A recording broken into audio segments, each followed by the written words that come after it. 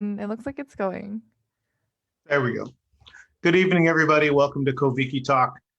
Koviki Talk is a 21 episode series that talks about COVID-19 from the Pacific Islander perspective. So all of our guests are Pacific Islanders, and we're speaking to the community about all things Pacific Islanders. So if we're going to talk about our spirituality, we will have Pacific Islander ministers and pastors on. If we're going to talk about the vaccine, we're going to have scientists and doctors that worked on it. And so each of the different topics that we have each week are specifically talking to our Pacific Islander community. So today, we're going to talk about the vaccine distribution.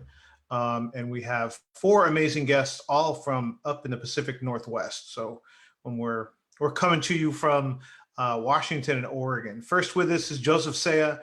Joseph was born in Los Angeles, grew up in Tutuila and Upolu Islands with his ainga in Samoa, and eventually emigrated to the Duwamish Coast Salish territory with his father Aitulangi Iosefa and his siblings in 1994.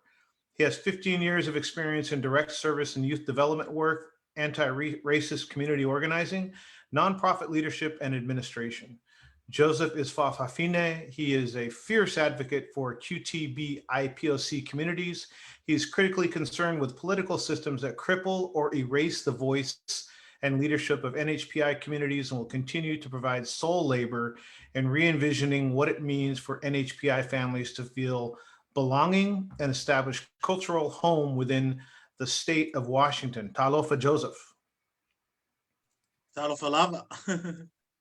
Good to have you. Let's see. Next, we're gonna go to Oregon next. Manumalo or Malo Ala'ilima identifies as Fa'atane in the manner of a man in Samoan and uses they, them, he, him pronouns. They are a co-founder and co-chair of Utopia PDX, United Territories of Pacific Islander Alliance, Portland, a 501c3 nonprofit organization that provides sacred spaces to strengthen the minds and bodies of QTPIs, pronounced cutie pies, queer and transgender Pacific Islanders through community organizing, political engagement, and cultural stewardship. They are an advisor to the Samoa Pacific Development Corporation, a 501c3 organization serving the Samoan community throughout Oregon and Southwest Washington for the past 20 years. Malo is a co-founder of the Oregon Pacific Islander Coalition, a convening group of Oregon statewide Pacific Islander organizations brought together to respond to COVID-19 in our community. He is also the regional leader for Oregon on the National PI COVID-19 Task Force, a member of their policy council and lead of their research council, and has been active in the PI COVID-19 response in the greater Portland metro area and Multnomah County and wherever else throughout Oregon and Southwest Washington that needs assistance and support. Malo was educated at the University of Southern California, majoring in political science with a minor in public policy and management.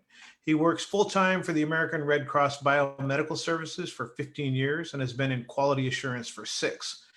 They have a small family with their amazing, lovely, and supportive partner, Elizabeth, and their brilliant and energetic 4-year-old Eili. Is that correct? Eili. Eili, okay, not Pacifica pronounced. Talofa Malo. Talofa lava, malo lele.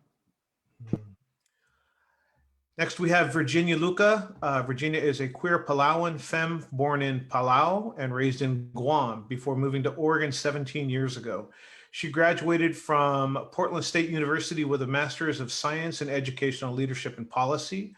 Her research experience includes Pacific Islander cultures and histories with a focus on Micronesia.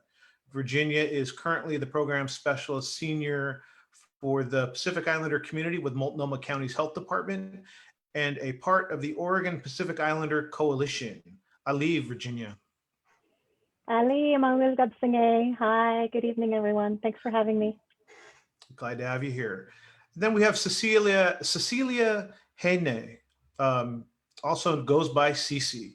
She is culturally raised from the Republic of the Marshall Islands, works professionally as a housing stability program manager with Neighborhood House, She's let's see, an executive board member and treasurer for Marshallese Women's Association in Washington State. Because main passion is helping others, is consistently advocating for her COFA community through NHPI Policy Task Force, and mainly Joseph Seia's partner in crime when pushing for racial equality in whatever platform there is. So welcome, CC. Thank you. Yahweh, everyone. Yahweh. So we're actually done with month one in 2021. So I mean, it's already flying by, but we're still in the middle of a pandemic. We're still not on the other side of that yet. I wanted to talk real briefly from each of the panel about what you do to avoid COVID fatigue personally. So I love my walks. That's what I do. Like I have to get my 2 or 3 walks in. I listen to audiobooks, I listen to podcasts, or I listen to nothing. I every now and then music, but most of the time it's spoken word or just nothing. But I've got to get my walks in. It's kind of my self-care that I maintain. And if I miss a walk, like I think my wife would kick me out of the house. She'll be like, "You need a walk because you're acting some kind of way." So let's start with Virginia and talk a little bit about what you do for self-care to help yourself out this deep into a pandemic that we thought was going to be a few months long. Ooh, thank you for that question. So I'm going to be honest, I am terrible at taking care of myself. I'm so good at taking care of everyone else. I'll call people and say, "Did you drink water? Did you eat yet?" Right? But for myself, I think one thing that I'm really so lucky to have is my 3 teenage boys and my husband CJ at home. They're the ones who keep me they're the ones who are like, "Mom, do you need something to eat?" Right? Because I'm working from home all the time. So we are constantly checking in with each other and trying to remember why we do this work, remember why we're social distancing, right? Like practicing a lot of self-care just by taking care of each other. So I'm really lucky to have the family that I'm surrounded with. And I think also when I do feel overwhelmed, I just remind myself why do I do this? Why is it important for me to keep going? And just remind myself of all the things that our Pacifica people have survived, right, to get to this point. And this is not the thing that should take us down, right? Like we should do as much as we can to ensure that our people survive this and continue to thrive. So thank you for asking that question.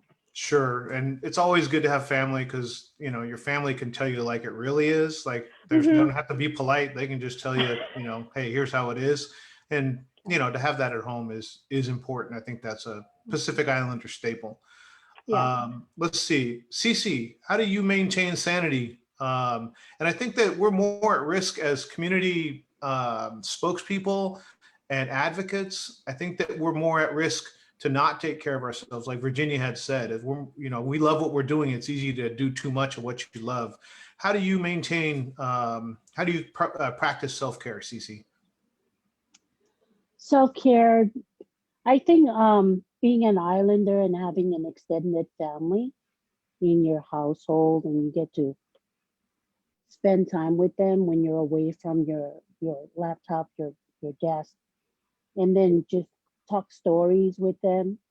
And then occasionally I'll just get on United Airlines and get to the Big Island to refresh and reflect on the work that we do. But as Virginia mentioned, sometimes you forget to take care of yourself because you're busy taking care of others. But that's mostly what I do. And I also swing by to Joseph's office and nag him and feed him and talk stories. Thank you for that. Common thread already, family. And that's I think that's one of the things that make it hard for COVID-19, for us with COVID-19 is the strength of the family and the, all the interactions, multi-generational things like that. So that is somewhat of a risk is probably one of our strong points as well. Joseph, how about you? What do you do for self-care for yourself? That's a good question. I don't really think about self-care in a sense of like, because I think there's oftentimes like, yeah, I think there's this sense of individualism that is driven in our capitalistic culture, where it's like you hold the individual above collective and family.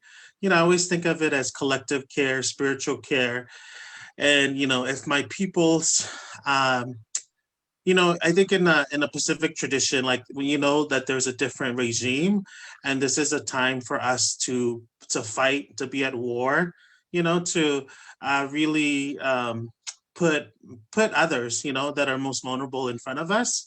And so I feel like that has kept me going. This is not the first rodeo for Pacific people. We've had numerous diseases that have, come to our shores that have wiped out our populations. And our people have had to, figure out a strategy to take care of each other, to survive. And there's also the concept, I don't know what it is in Micronesia, but, in Polynesia, there's like notions of tapu or kapu, where like, literally, everybody essentially has to be in a place of restriction, right? Restricted movements, a lot of prayers, being thoughtful about sharing your resources. And, honestly, that's the time that we are going through right now. It is not a time of celebration. It's a time for us to really, be there for our communities. And I think it's also going to pass by, but it's not time for us to sleep yet. Awesome. I think they're right off the bat, Joseph, in his bio, it says a fierce advocate, and always takes the opportunity to speak on things that he holds close to his heart. So thank you, Joseph. Malo, what do you do? I saw in your bio, I saw karaoke in your bio. What's your go-to karaoke song? So you're in a different place, bunch of strangers you don't know, and you got to get up there and sing. What song is it? You know this. It's a Bohemian Rhapsody. That's my go-to song, is Bohemian Rhapsody. Wow, that's a tough song. Yeah, I'll sing all the parts. Awesome. That's a brave pick. So is it karaoke? Is that what you do for self-care, or what do you do for self-care to take care of yourself? I think, you touched on some elements. It's singing, also resting, paying attention to my body. And if I need to take a nap, I'll take a nap. Learning to say no to whether I'm going to have another Zoom meeting, another virtual call. I'm not going to miss out. So I don't have, FOMO. I don't have a fear of missing out on more Zoom meetings. And, I think breathing, learning to just pay attention to my breathing has been really helpful. And that helps me like meditate, connect with the universe, to who I believe is God. So it gives me a direct connect spiritually to ground me. Awesome. So I think that I'm very suspicious of your singing ability. I think you must be a really good singer to be picking out those. I'm the kind that will sing like, get up there with a group with a bunch of people and then stand as far away from the microphone as possible so people can't hear my voice. But I think the breathing is underrated. I do breathing exercises too, and I was like, how do I not know how to breathe until I took some meditative, not really classes, but instruction in person, and then looking at YouTube and just doing breathing exercises. So I think that we're in danger of that. All of us, everybody on here is in danger of overworking themselves, because if like I always use the example. If I hate roofing and that's my 9 to 5, I'm in no danger of working myself unhealthily roofing because I don't like it, right? But if you're doing heart work the way that you all are doing, it's very easy to do too much of it and run yourself down. So I'm glad that either mentally or physically, everybody here is taking care of themselves.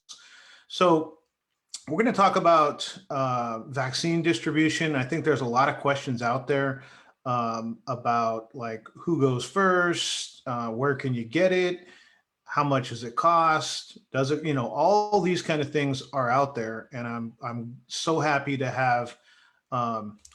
You can say no, right? And Malo talked about that. You got to learn when to say no. So let me first thank you for not saying no to today's show, because it's very great to have you all on and have you not have said no. So let's talk about right now what's important and what is in your focus in relation to vaccine distribution where you're at. I know you're all in the Pacific Northwest, but that doesn't mean that you're right across the street from each other. That's a big area.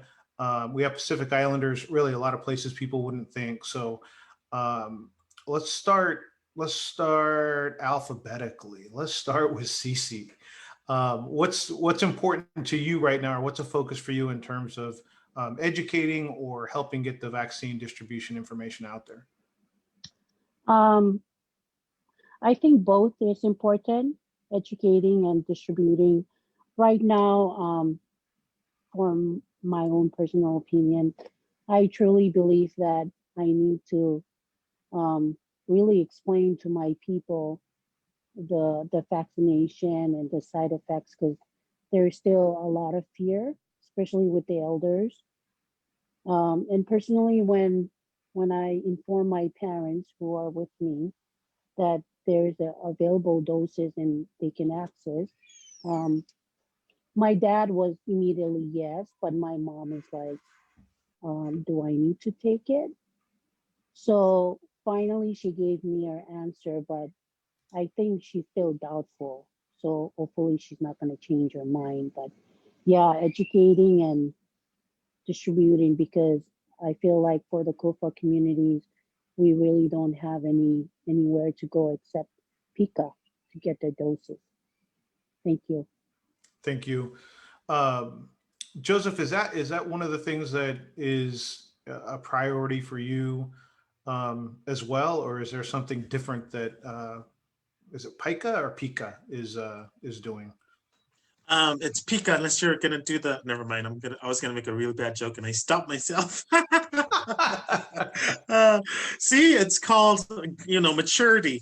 But yeah, like CC said, there's a lot of, I mean, there's just no cultural mechanism that has in this country that effectively communicates to Pacific peoples about this vaccine, and a lot of our folks, that don't have technology aren't able to access any of the information, and neither is the information like relevant, to our communities. I think there's a huge divide there.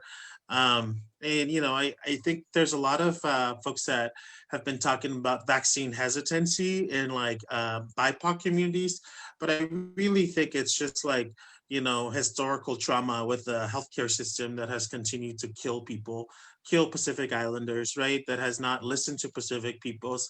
And so, it's not that our people don't want to get vaccinated, is our people, have never experienced, have never had, like they don't have good experiences with the healthcare system that does not is not able to speak to them. And so I think the more opportunities that DOH and these counties are able to collaborate with us, so that we're the face of the vaccine, that we are reaching out to our communities, the better. But we know it's the vaccine, from the vaccine rollout, it's a really racist rollout. They have not prioritized most impacted communities that have died from this disease. And so, we're literally having to see our relatives and friends die, prior to April, when it's going to be available, to a lot of our folks in our community. And that's just not acceptable. And so I think it's right now it's a critical time for us to fight with the folks that are in charge of these rollouts in our different regions. Thank you. Malo, how are you seeing it from your angle? What's your priority with this? Our priority is very similar. Unfortunately, with Oregon's vaccine sequencing, um, it didn't really allow for BIPOC folks to be prioritized the way we wanted to, or at least how our Oregon Pacific Islander Coalition members on the advisory committee, the vaccine advisory committee for the Oregon Health Authority. That's our version of State Department, Health Department. So we've been really creative in trying to reimagine the definitions of who could qualify within each grouping, to like extend it to elders, how we would define elders, or like traditional health workers, community advocates, who are these people to Pacific Islanders and other Black, Indigenous, and people of color communities. It's challenging because our lead clinician who is on that vaccine advisory committee even stated that, Pacific Islanders in Oregon have the highest rate of infection, hospitalization, and death. And we were prioritized among other BIPOC communities to get tested. However, in vaccination, it's like this other type of messaging that's being said. And it basically is, it's okay that we diagnose you with COVID-19, but we're not going to help you prevent it. And like I said, we're not alone. There are other BIPOC community leaders that are also being very reimaginative about our definitions for the different groupings. So we definitely have data that drives why we are appealing, for prioritization. However, it's falling on deaf ears because of how it looks politically.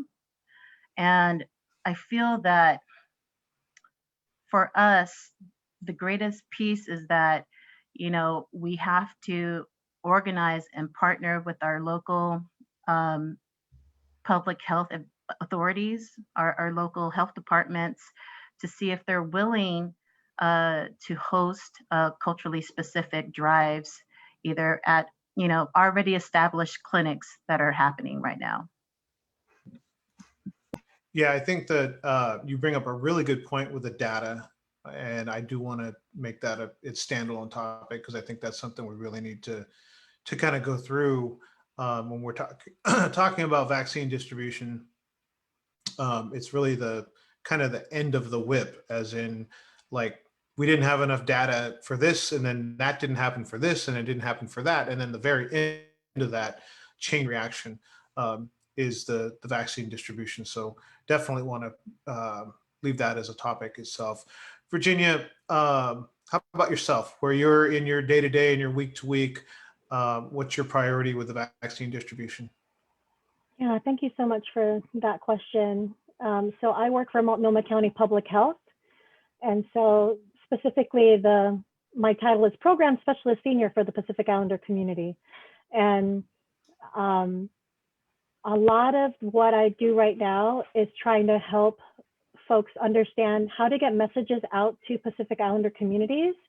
And most of the time, what I'm saying is things like, it's really best for us to develop our own messaging for ourselves, right? We can't just take some other, someone else's work that was made for a white audience, right, by white folks, and then try to translate it, right? It really has to come from our hearts and our stories. That messaging is it's so important to come from community leaders, people we trust, right? Because there are a lot of questions that are coming from community. For example, why did the vaccinations happen? Like, how did it happen so fast? It took, years to make other vaccinations. Why do we trust this? Right? Like Joseph was saying about that mistrust of government, rightly so, right? Why are there so many kinds? If I get this kind, can I get the other kinds later? So a lot of just misunderstanding of or just not knowing, right? And so I think it's up to us to make sure that we're messaging in a multicultural way. We're messaging with in language, culturally specific languages, trying to use as many infographics as possible, because infographics, can be understood despite what literacy rate you might have, right? And I think too, like really just trying to remind our folks that we're resilient. We've gone through so much, right? Like we have ways, like Joseph was saying, like kapu or tapu in Palau, it's bul, right? Like we know the things that we have to take care of for the future. And I think if we can message, using our community voice, our leadership voices, it'll get out to more community. For example, with multi-generational, because of social distancing, there's a lot of kids, right, that are probably helping their families understand, oh, I saw this TikTok video, Mom, about COVID vaccination, right? Like using our community who are going online to then, go to their elders and say, hey, grandma, grandpa, right, I learned this today. I think you should take a look at it. But I just really think the biggest thing for me is that government agencies ask us how to talk to us and not just try to develop things without us. It's so refreshing to hear, a representative of health in the government talking about it in this way. So, and that's why we made the Koviki talk, because we did some focus groups for tobacco, and one of the things that were absolutely common throughout all of the focus groups, when we said, where do you want to get information? The common theme was, we want it from our churches, we want it from community-based organizations, and we want it from our own people. So we do want the services, but we want classes taught by people that look like us, that understand us, and that can relate to us. And I think that how you said that is exactly how it needs to happen. And we did get a comment from Facebook that kind of echoes that. So from Facebook, we got, thanks for reserving space for this conversation. I'm wondering what you all think PI community members want to know about the vaccine, its availability, myths versus facts, vaccination safety, new variants. I feel like a lot of PI mistrust the vaccine because of concerns of its safety, my own mother included. And I think that goes to what Virginia said. If you've been following the Koviki Talk podcast or the show, we've gone through that, but that's like how many people are looking at that and actually have the information from doctors and from scientists and understand that. So let's broach that topic. How do we, not just with COVID-19, but in terms of, if there's another something like this down the road in 5 years, what would you all like to see in terms of education, so that we can get those questions that were from the Facebook group and that Virginia brought up, like safety, or how did the vaccine happen so fast? Like, it doesn't seem safe to me. If this were to happen in 3 to 5 years again, what would you hope, or what infrastructure, or what would you think would be the ideal situation where we've gone in 3 to 5 years from now? What would that look like? And I'll start with Joseph. Yeah, it's so funny because, our island nations have histories of pandemics, and then also a history of like people getting vaccinated. Some of our rates after like really horrible pandemics have been really high vaccination rates. And that's because our people have a memory of losing all their relatives from certain diseases, right? And then we also now experience this anti-vax culture, right? Of like a lot of false information and miseducation that really has led to the low vaccination rates for some of our populations, right? But we know that when our people, our leaders prioritize vaccinations and science, our people too will prioritize it. And when we see our people actually talk about the science of it, then it becomes familiar, right? So I don't even think it's a matter of like, people people just don't have access to their leaders to inform them appropriately of like how we should respond, right? All of our folks, we listen to chiefs, we listen to elders, we listen to, you know, church leaders, right? Then that means that we have to have a system where those folks are equipped, you know, to be able to provide that information to steward our people towards the vaccine, right? And for us here in Washington State, it was really helpful to have Dr. Malik talk to our people and really say, hey, actually science is good. You know, vaccines have saved us numerous times, you know. All the, you know, like this wasn't rushed, you know, like, so he knows about the, you know, the development of Pfizer and Moderna.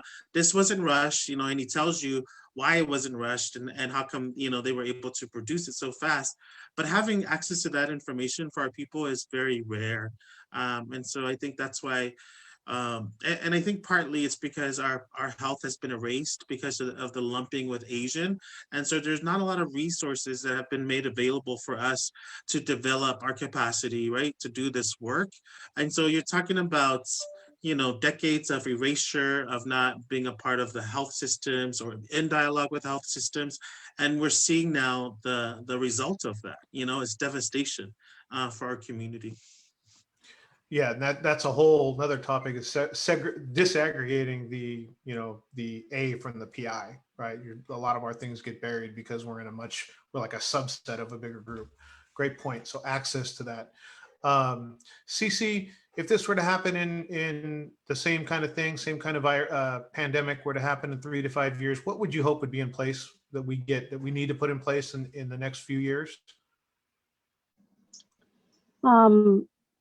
As I was listening to Virginia speak about having an islander be the presenter of that information and be islanded oriented, I think that's very important. I'm gonna really speak from the heart because when COVID hit and many of our family members started dying, um, and afterward there was a lot of questions about that vaccine or that shot. So when the vaccination for COVID came about, one of the main concern or question or doubt from my people was, is that another shot that can immediately kill you?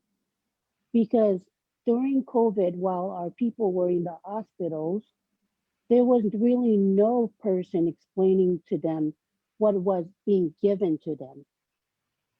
So there has to be language access in every Micronesian language.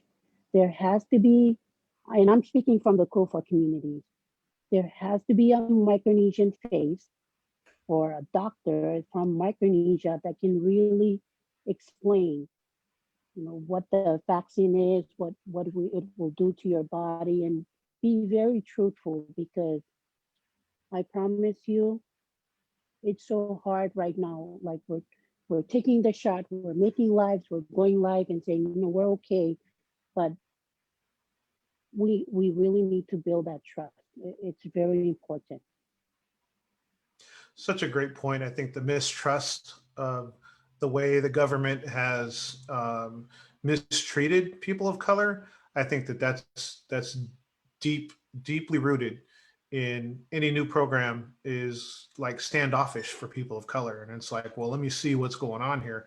When you're in a situation where really you can't wait, like things need to move fast. So that is a great point. And I think that the language is, you know, in the Pacific Islander community, if you go to the hospital, and we've talked about this on Naki and I have talked about this on the FICA podcast, you go to the hospital and stay the night, there's a family member, there's somebody there. If you wake up in the middle of the night and you need the nurse, you don't got to press a button. You got to kick the chair next to you and have the person go get the nurse or get a cup of water, or to Cece's point, to explain, you know, here's what they're doing. Like if there's a language issue.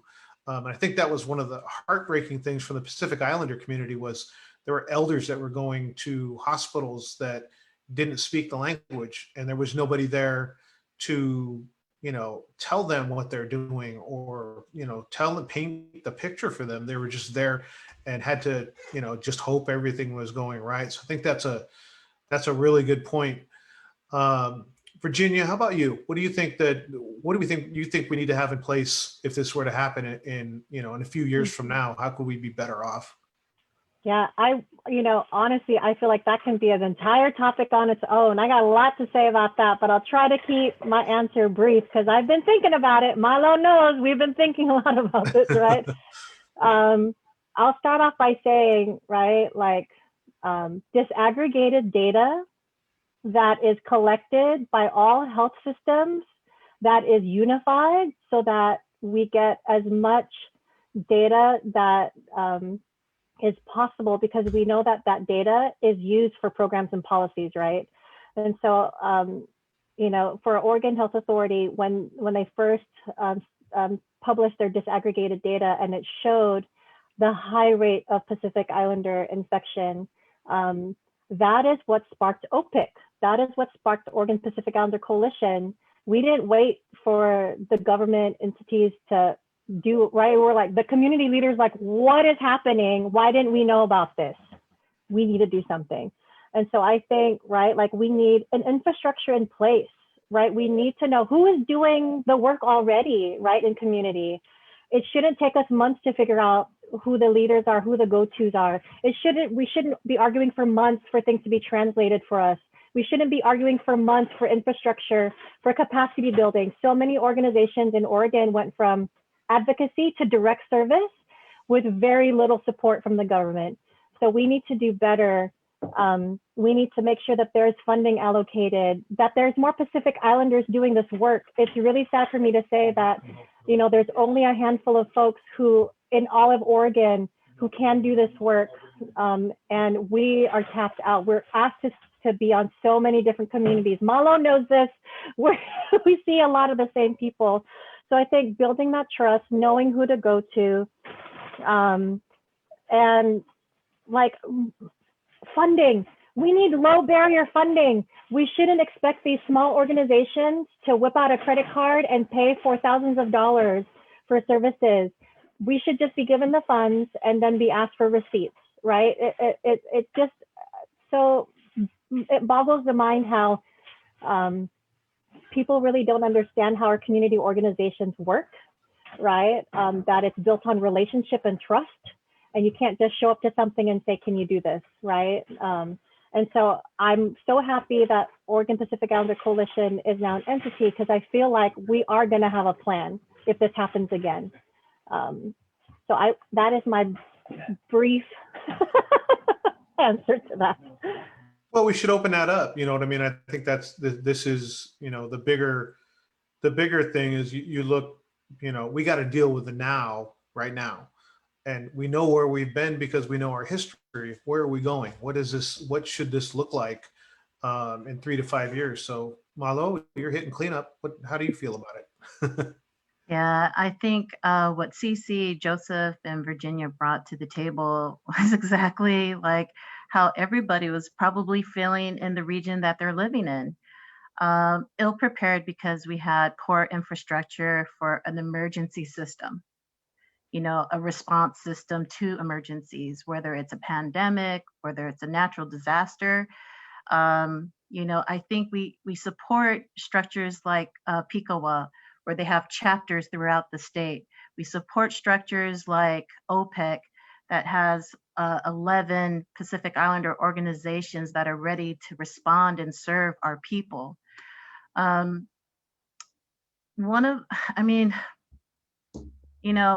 It exposes a lot of disparities, things that we already know have been happening in our community. But when you start asking for smaller community-based organizations to pivot from their original missions, Utopia is a cutie pie-led organization. And here we are, helping give life to OPIC so that we can serve our entire NHPI community throughout Oregon and Southwest Washington. And, somewhere along the lines of serving this greater need, this call that, our Native Hawaiian and Pacific Islander community needs us, none of the municipalities or funders thought to think, what do you need to sustain the original work that you were doing prior to having to pivot to respond to the needs of your community during this pandemic? It would have been a huge difference, if they said, we valued the work that you were doing and we're going to help you continue to fight this pandemic. But those conversations were an afterthought until we started, saying, this isn't fair. We're not like larger CBOs that already had like 20 staff, to help with the transition into being like community health workers. Literally the staff that Utopia has are the community health workers. We don't even have staff for our own organization. We have staff to respond to COVID-19 in our community. So I think what I would love is when we talk about equity and resources and access to resources, that the partnerships that we develop on every level of government, all of our different funders, that like Virginia said, have a kindness in your heart to be low barrier in your application process. Don't make us jump through hoops, to get these resources out to our community. Trust us that we know them and we know how to do right by our own people. Well put. Well put. From Facebook, from Bobby Dalton Roy, and we can email this information to the panelists, but he writes, the disparate effects of COVID-19 on Pacific Islanders in Sacramento County continue to be significant. Mike NGUY, last name spelled NGUY, the COVID-19 health equity lead at Sacramento County Public Health, is looking for PI groups to link up with to provide some funding to help with COVID-19 response and vaccine distribution. He can be reached at 916-203-1130, and his email, again, we'll get this to all the panelists and us. I can be reached at 916-224-8244. So here's somebody who's offering to connect Pacific Islanders with a public health official in Sacramento County. And those are our, if they're looking for us to show up, that's one of the things that I was so proud of the Pacific Islander community with the COVID-19 response team. And to see them just mobilize and then go straight to the regional groups and, kind of to Malo's point, like, I know you're doing this, but we really need you to do this also. And everybody knows that it wasn't drop this and just do that. It was add it to your plate and do it as well. Because everybody's got their 9 to 5, everybody's got their own public, their community advocacy going, and nobody dropped that, but everybody just took that onto their plate. Talk about that from a sense of how I was so proud and I was amazed at how well we responded as a group and as a people and as a community and banded together with, Micronesian, Melanesian, Polynesian, like it was Pacifica people. Talk through that from your standpoint. Were you like I was shocked. I was blown away by it. Were you as surprised as I was, or pleasantly surprised as I was, or did you expect more? And I'll start with Cece. How do you see that?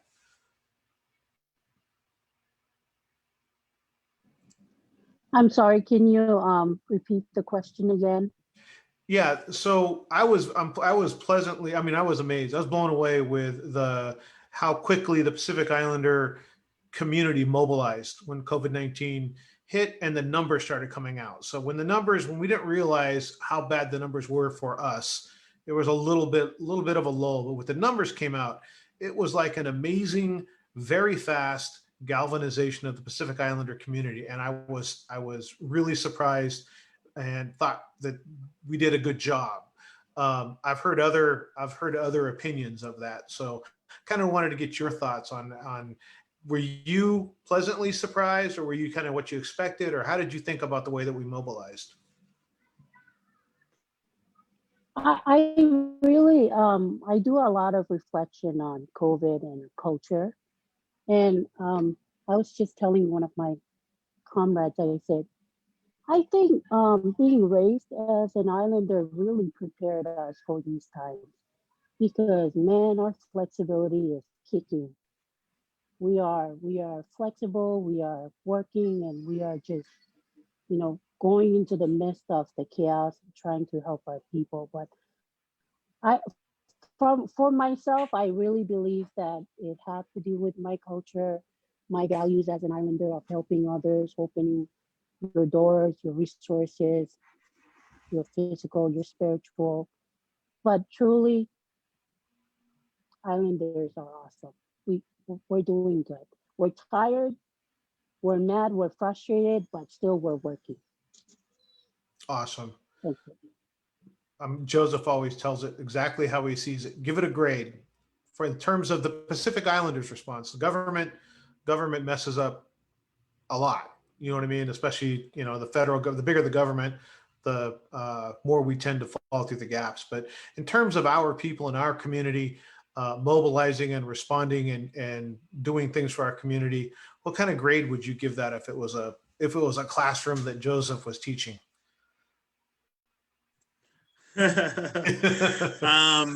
I'd say between the Micronesian, Melanesian, Polynesian communities, and also, with in Kanaka Maoli, Native Hawaiian, I think this was really an opportunity for us to really come together and really like create shared identity. So I think beyond before COVID, I don't think we necessarily felt kin to each other, but I do feel that because our community, it's kind of sad, but it has forced our communities to really organize together, and really find ways that we share our values and also celebrate the uniqueness within each communities, right? Yeah, I mean, I've never seen, like, when we started doing our work here, we were seeing the Fijians, the Marshallese, the Chuukese, the Kusrians, the Tong, like everybody, the Palauans, and the Kanaka can come out, and there was really this shared sense of shared purpose. It was beautiful to see. There's so much work to be done now, on a lot of different fronts, right? It's great for us to come in and do some of these band-aid approaches, right? But now we have to plan for the changes that need to happen 10 years from now, when we do establish our health community health clinics, right? When we are running our own research and data, when we have many doctors and not just Dr. Samoa or Dr. Sheldon Ricklin, I love those two, but but we dream, that we would have many doctors, and creating those pathways for us to really take leadership in the health justice efforts, right? And not just that, we also saw how crippled we were as a community as far as our civic voice. Like, most of our people can't vote, and the people that can vote are not voting, and the people that do vote are brainwashed by fake media and news in their voting. And so we have an extremely crippled civic sort of voice, right? So we know that we also all need to work on connecting our people to their civic voice in all of our communities, and that work is going to have to be done, by Malo's group in Oregon, by Tavai and others in California, but really paying specific attention to our communities. And then one more thing, I'm sorry that I talk a lot, but I also think about how do we also call in our pastors and our pastoral leadership into this body of work? Because for the most part, we're doing this nonprofit often independently, of the faith-based communities, and there's not really an integration. And then there's also the whole thing about not respecting women leadership within religious spaces that has to be changed, right? And we cannot leave churches alone and thinking they're gonna transform on their own. We have to also help the church recognize leadership that is not just male dominated, right? and also youth-centered space and all of that stuff. So lots of work to be done. I would say C+. I knew he wouldn't move it up a grade or two and make it, he's going to tell us how he really felt. Thank you, Joseph. Malo, were you surprised as like I was blown away about how quickly everything came together? Were you the same, or were you kind of like, this is what I expected, or how did you feel about it? This is exactly what I expected, because in our culture, our Pacifica way is that, we always are ready. We stay ready, for something to happen because we have fa'alavalave. There's always a disruption in like daily occurrences in our lives. So when something happens, we all pull together our resources and we respond. We respond. So when the call came, Dr. Samoa reached out to the folks he knew, you know, in certain regions and said, hey, how's the situation with COVID, in Portland and Oregon? Similarly, with like folks in Southern California, Northern California, Washington, Utah, Arkansas, and on and on. When you kind of, message the need, and then we find out through the science and the gathering of evidence that, indicated, wow, our Native Hawaiian and Pacific Islander community is hit the hardest wherever we are at, throughout the continent and Hawaii, and that is the realization that we have to mobilize this huge fa'alavalave that's happening throughout the United States and Hawaii. And it just made sense. We are going to rise to the occasion, and do our duty, to serve our people. So I wasn't surprised. It's something that we do all the time. We just, we have our mini pandemics at different levels, right? Sure. But this came like a huge tsunami, and it's not stopping yet. What grade are you giving it? I am more optimistic about the approach because I loved us coming together. So I gave it a B+. Okay. Professor Luka, how are you grading us? All of us as a people. And what's really interesting to me is like you said, there's we have Pacific Islanders in the health system, and we have, and to Joseph's point, we need more of them. But we are, we're dipping our toe in the water where we need to be. But what grade are you handing out? Whew, from my view is very nuanced, right? I'm like A+ for the Pacific Islander organizations and leaders that, right, when, Malo emailed me like, sis, what is going on? Did you see this? And I sent an email to the Pacific Islander, the Multnomah County Pacific Islander Coalition, which is it was a handful of Pacific Islander organizations serving Multnomah County. And I said, look at this, look at what's happening. And then we created, an Oregon Pacific Islander COVID-19 response that then became, right, this Oregon Pacific Islander Coalition that added even more Pacific Islander organizations that we didn't have that we didn't know about, right? That they're like, hey, what's going on? How can we help? Right? So we were really lucky in Oregon that we already had a lot of established community leadership. We already had a lot of trust. We had eaten together, celebrated together, went to each other's funerals, went to each other's birthings, right? So it's like, we already had a lot of that strong core, like trust in each other. Like you're asking me to do something. Where do I need to go? Where do I need to sign up? What do you need me to do?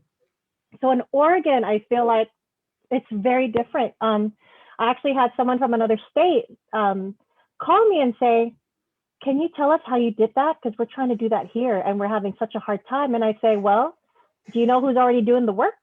Is there already trust? And they're like, no. I'm like, well, we got a head start, right? Like in Oregon, we got a head start because we were already doing collaborative work. And so I give the organizations an A+. I give the government a D-. I'm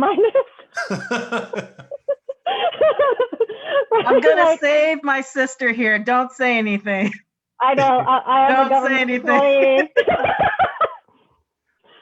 But I'm gonna be real, right? Like every single day, Malo knows every single day I'm like, I sat in this meeting and I had to say these things. And I'm really sad that I had to say these things, but I had to say these things, right? Like, and so we're doing better, you know, and I say government system wide, right? We didn't do great. Some counties did a lot better than others, for sure.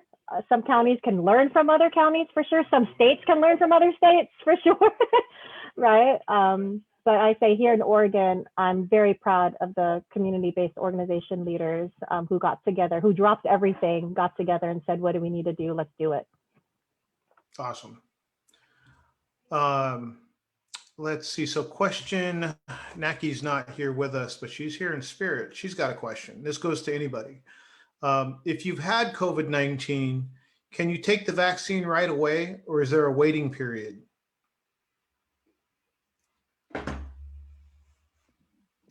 The information that I've been told, and you can also look it up for Moderna as well as for the Pfizer vaccine, it's recommended that you do not take the vaccine or get a shot 3 months. You know, you have to let like a grace period happen. That is what I've been told, and that's what I read. So there's a waiting period. Look it up and make sure that we're in adherence to that. Yep. Okay. So about 5 minutes to go. I'm going to ask each of the panelists to speak to your community about the vaccine, the distribution of the vaccine, and just say something brief, maybe some information they might have, may not have, or allay their fears about, fears that are common. But just speak to your community, quick few minutes about vaccine distribution. And I'll start with Malo. This message goes out to our elders and many of the folks who are on the fence about getting the vaccine. Please do your research. Read about the Moderna vaccine, read about the Pfizer vaccine. There's about a 1% difference of efficacy, but they both are amazingly over 94%, in terms of their efficacy. So, the potency, the reliability is there. You want to get it because, we want to meet and gather as safely as we can someday soon. Without this vaccination, I think you reduce the ability for us to do that safely. My wish is that we can, come together soon. The other piece is that once you get that vaccination, your first shot, please schedule at the site for your second and your booster shot, your last shot. Because what we're afraid of is that people will go in for their first shot and won't return for their second one. And you need that second shot in order for the vaccine series to be effective. For me, nothing happened. I just had a sore arm for a few days.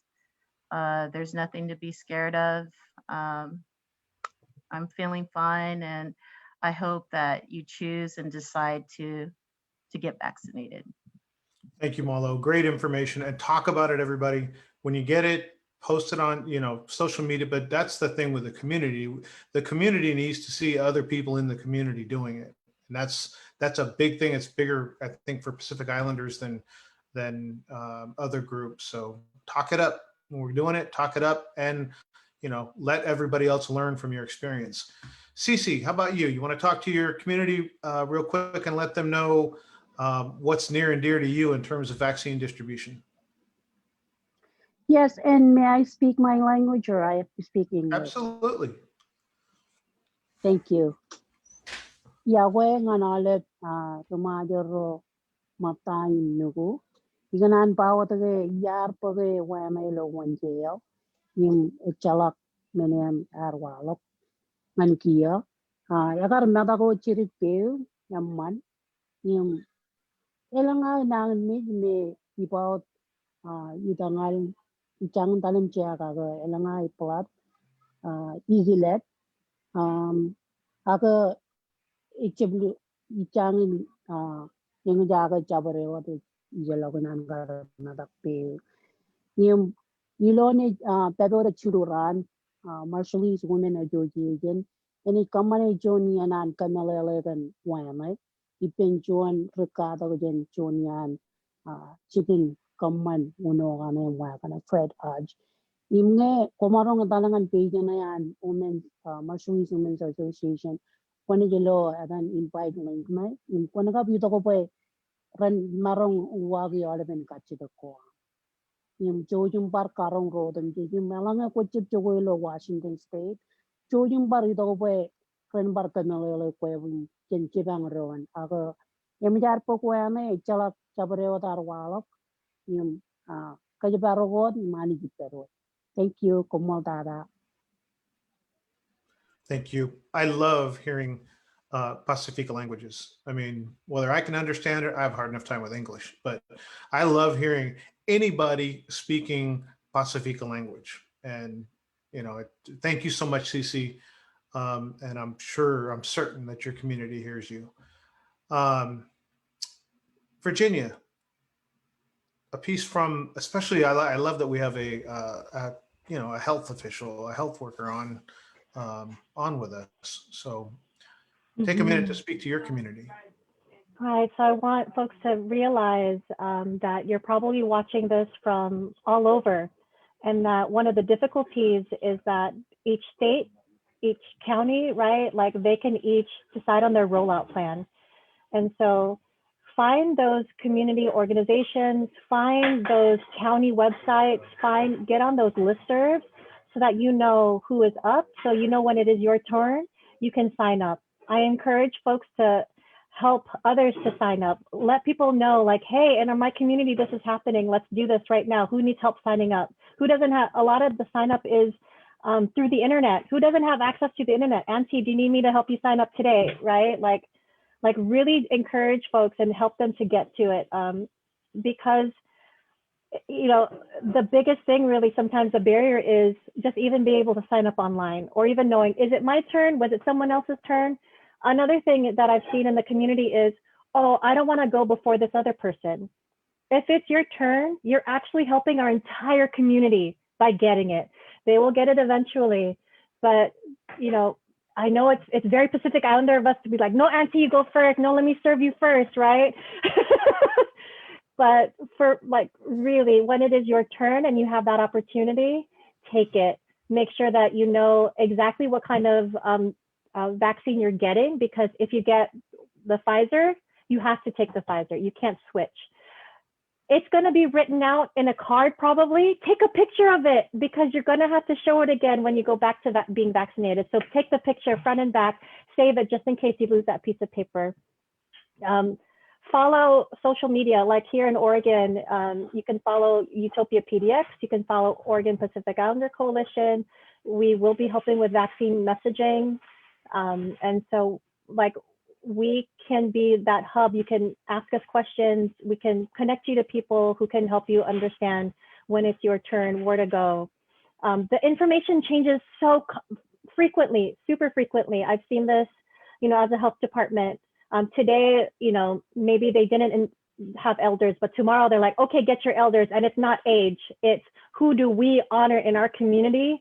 Who are the knowledge holders that we want to stick around for another generation, for other knowledge servers, right? Like really be vigilant on whose time it's when it's your time to go. Thank you. Awesome, Virginia. Thank you so much.